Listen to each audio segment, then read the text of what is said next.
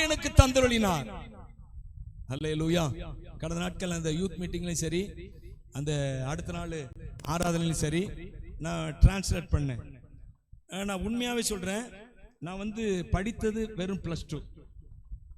அதுக்கப்புறம் MDலாம் படித்தேன். அதெல்லாம் பெரிய ஒரு இதுன்னு சொல்ல முடியாது. முக்கியமாக படித்தது வந்து இந்த அது என்ன அந்த எஜுகேஷன் என்ன சொல்லுவாங்க, அகடமிக் அந்த எஜுகேஷன் தான் முக்கியம்.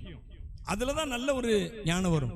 அதில் பாருங்க, நான் 6th to 10th தான் இங்கிலீஷ் மீடியம். நல்லா கேட்டுங்க, 6th to 10th. அந்த 6th to 10th நான் படித்தப்பவும் என் கூட படித்த பையன்கள்ட்ட கேட்டிங்கன்னா என்னுடைய சேட்டையை பற்றி தெரியும். நான் ஏற்கனவே சொல்லியிருக்கேன் உங்களுக்கு, நான் மேக்ஸில் எத்தனை மார்க்கு ஞாபகம் இருக்கா உங்களுக்கு? மேக்ஸில் வெறும் 35. என்னன்னா படிக்கிறது இல்லை அந்த சமயத்தில். அப்போ அந்த 5 வருஷம் எனக்கு பெருசா நான் படிக்கல.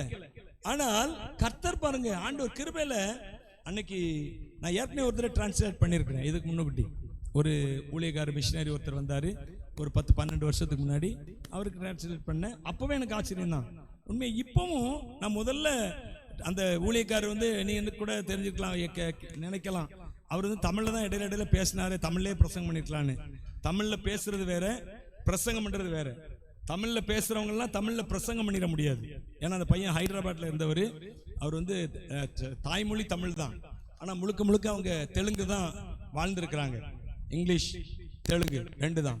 அப்போ அவர் என்கிட்ட பேசும்போது முதல்ல நான் அவரை கூப்பிடும் போதே அவர் சொன்ன காரியம் என்னன்னா, நீங்கள் வந்து எனக்கு ஒரு டிரான்ஸ்லேஷனுக்கு ஆள் வேணும். எனக்கு தமிழில் நான் பேசுவேன், ஆனால் என்னால் ஃப்ளூவெண்ட்டாக தமிழ் பேச முடியாது. பிரசங்கம் பண்ண அளவுக்கு என்னால் தமிழ் எனக்கு அவ்வளோ வராது என்று சொன்னார். நான் சரின்னு சொல்லிட்டேன். சரின்னு சொன்னதோட மறந்தே போயிட்டேன். நான் அவர்கிட்ட டிரான்ஸ்லேஷனுக்கு ஆள் சொல்லிடுறாங்கிறத நான் உண்மையாக நான் பண்ணணும்னு யோசிக்கவே இல்லை. வேற யாரையா போடு, எனக்கு அந்த அளவுக்கு தைரியம் இல்லை, அப்படிதான் சொல்லணும். ஏற்கனவே பண்ணியிருந்தாலும் இவரோட இங்கிலீஷ் எப்படி இருக்குன்னு எனக்கு தெரியல. ஏன்னா ஏற்கனவே ஒரு முறை நான் அவர் அந்த மிஷினரிக்கு டிரான்ஸ்லேட் பண்ற தைரியத்தில் இன்னொருத்தர் டிரான்ஸ்லேட் பண்ணணும்னு போய் நின்னா அவர் பயங்கரமா படிச்சவர். அவர் இங்கிலீஷ் வந்து சும்மா எனக்கு நிறைய வார்த்தைகள் தெரியவே இல்லை. அந்த ஒக்கபுலரின்னு சொல்லுவாங்க, இங்கிலீஷ் வார்த்தைகள். அந்த வார்த்தைகளுக்கு அர்த்தம் தெரியவே இல்லை. அப்போ வேற வழி இல்லாம நான் இன்னொருத்தரை கூப்பிட்டு, நல்ல வேளை அந்த இடத்துல இன்னொரு ஊழியக்காரர் இருந்தாரு, அவரை கூப்பிட்டு டிரான்ஸ்லேட் பண்ண சொல்லிட்டு நான் போய் கீழே உட்காந்துட்டேன், சேர்ல போய் உட்காந்துட்டேன். ஏன்னா என்னால முடியல. எனவே எனக்கு இவர் டிரான்ஸ்லேட் பண்ணணும்னு சொன்னப்போ எனக்கு அந்த தைரியம் இல்லை. சரி நம்ம பண்ண வேண்டாம், நம்ம இதுக்கு ரிஸ்க் எடுக்கணும் அப்படின்னு சொல்லிட்டு வேண்டான்னு சொல்லிட்டு விட்டுட்டேன். என் மகள்கிட்ட கேட்டேன், மருமகன்கிட்ட கேட்டேன். அவங்கெல்லாம் சொன்னாங்க, விஜய்ட்டையும் கேட்டேன், ஒன்றையும் கேட்டேன். அவங்களாம் அந்த அளவுக்கு ரெஸ்பான்ஸ் பண்ணல. என்னன்னா பிரசங்கத்தை வந்து டிரான்ஸ்லேட் பண்ண உடனே டிரான்ஸ்லேட் பண்ணணும்.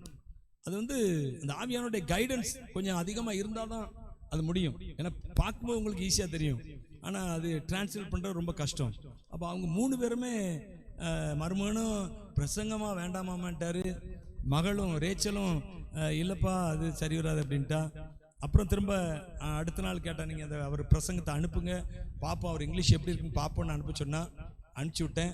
விஜய்ட்டும் கேட்டேன், விஜய் இல்லை சித்தப்பா வேண்டாம் அப்படின்ட்டான். அப்போ என்ன செய்வதுன்னு யோசிச்சுட்டு இருந்தேன். ஒரு தைரியத்தில் இருந்து நின்றுட்டேன், வேற ஒன்றுமே கிடையாது. அதிகாலையில் எழுந்திரிச்சு ஜெபம் பண்ணேன், ஆண்டவரே நீங்கள் ஞானத்தை தாங்கப்பான்னு ஜெபம் பண்ணேன். வந்து நின்றுட்டேன். ஆண்டவர் கிருபையில் எனக்கு எப்படி இருந்துச்சு டிரான்ஸ்லேஷன்? கரெக்டாக இருந்துச்சா? இல்லை நல்லா இருந்துச்சுங்கிறத விட சரியா இருந்துச்சு, அதுதான் முக்கியம். சரியா இருந்துச்சா? இங்கிலீஷ் தெரிஞ்சவங்க சொல்லணும், இங்கிலீஷ் தெரியாதவங்க எப்படி சொல்ல முடியும்? சரியா இருந்துச்சா? சோத்திரம். உண்மையாவே எனக்கே ஒரு மிகப்பெரிய ஒரு ஆச்சரியம். நல்ல அன்றைக்கு ஆண்டவர் வந்து நல்ல ஆவியானவர் நல்ல முறையில் நடத்தினார். எதுக்காக அதை சொல்றேன்னா, கர்த்தர் ஊழியத்துக்கென்று வரும்பொழுது அவர் தன்னுடைய ஞானத்தை கொடுக்கிறாருங்க. ஒரு ஊழியக்காரரை குறித்து நான் கேள்விப்பட்டேன். அவரு பிரசங்கம் பண்றதுக்கு ஒரு வெளிநாட்டுக்கு போயிட்டாரு. வெளிநாட்டுக்கு போனா அவரு டிரான்ஸ்லேட் பண்ணி தான், இவர் சொந்த மொழியில பேசுவாரு, அங்க உள்ள ஒருத்தவங்க என்ன செய்யணும், இவருக்கு டிரான்ஸ்லேட் பண்ணும். அப்படி ஒரு டிரான்ஸ்லேட் பண்ற ஒருத்தரை கூப்பிட்டு வர சொல்லிட்டாங்க. பிரசங்க டிரான்ஸ்லேட் பண்றாங்க. ஆரம்பிச்ச உடனே ஏதோ அவருக்கு இடையில ஏதோ ஒரு இது வந்துட்டு, ஒரு சின்ன பிரச்சனை ஏதோ வந்துட்டு, உடனே அவரு எனக்கு அதெல்லாம் முடியாது போங்க அப்படின்ட்டு மாய்க்க வச்சுட்டு போயிட்டாராம். இவருக்கு என்ன செய்யணும் ஒண்ணுமே புரியல. உடனே டக்குன்னு மைக் எடுத்து ஒரு ஜெபம் பண்ணிட்டு பேச ஆரம்பிச்சாராம் பாருங்க. அந்த மொழியில, அந்த ஜனங்களுடைய மொழியில இவர் சாதாரண பிரசங்கம் பண்ணாராம். அல்லேலூயா. நான் எதுக்கு இதை சொல்றேன்னா, கர்த்தர் கல்விமானின் நாவை கொடுக்கிறாருங்க நமக்கு. ஹல்லேலூயா. நாம உண்மையாவே கர்த்தருக்கு ஒப்பு கொடுத்தோம் என்றால் ஊழியத்துல எதை குறிச்சும் பயப்பட வேண்டாம். தேவன் அந்தந்த சமயத்துல அந்தந்த காரியங்களை செய்வார்.